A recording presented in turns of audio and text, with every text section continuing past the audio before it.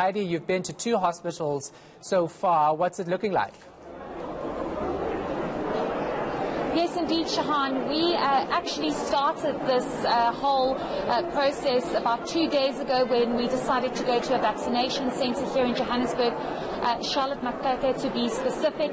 And we had noticed that there was an influx of people at that hospital and we couldn't understand what was going on. And then we eventually realized that it's due to the Sisonke trial, which has the 500 doses of the Johnson & Johnson vaccine specifically dedicated to healthcare workers and support staff.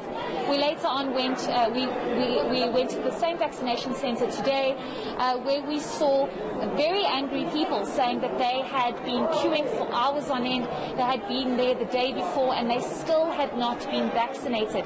And this is because they understand that the vaccination centre had decided to only help those that had vouchers that were given out days before when they had initially registered, where we do know that these vaccination centres had been vaccinating healthcare workers without vouchers given initially. So we're at Mill Park Hospital now, and I'm just going to show you how many people are here. Shahan, I must just add that this was not what we had been seeing initially.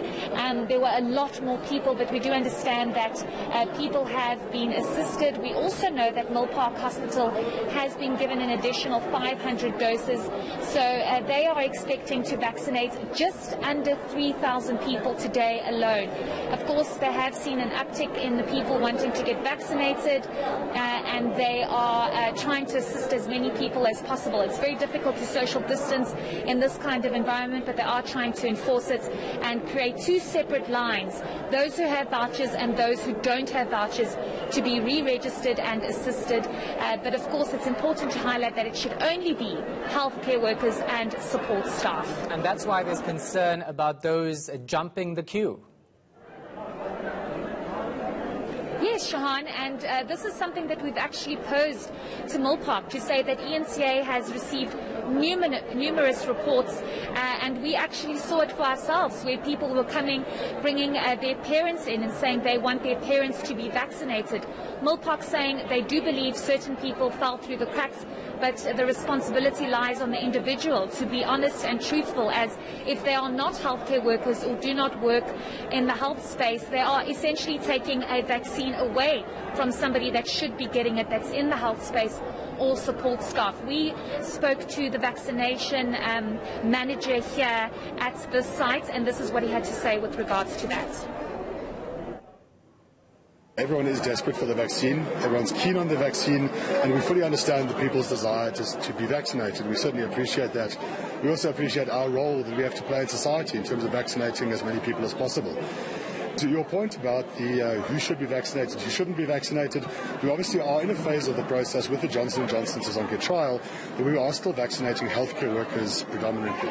Now, I won't stand here and say to you that 1 or 2 people haven't slipped through the cracks, but we do an extensive check on the persons coming through to ensure that they have both registration with their relevant healthcare professionals body, as well as the voucher code issued in order to ensure that they get the vaccine and are eligible for the vaccine. So what you see going on behind me here are a number of screening desks to assess the persons, to check and make sure that they have those credentials prior to us actually allowing them up into the vaccination site themselves. And then, of course, we have the Department of Health in Gauteng appealing for calm and saying that all healthcare workers will get vaccinated even beyond Monday. Yes, Shahan, and I think this is critical. The Department of Health, of course, has seen the extensive coverage and, of course, also the queues that are at various vaccination sites. We know Helen Joseph Hospital here in Johannesburg also experiencing the same influx of people coming in, and there seems to be panic that healthcare workers will not be able to get vaccinated beyond Friday or Saturday when the Sisonke trial ends. But the Department of Health here in the province is saying that everybody needs to remain calm, as healthcare workers and support staff will still be vaccinated beyond Saturday when phase 1 begins, phase 2 begins on Monday. It seems as though these 2 phases will overlap.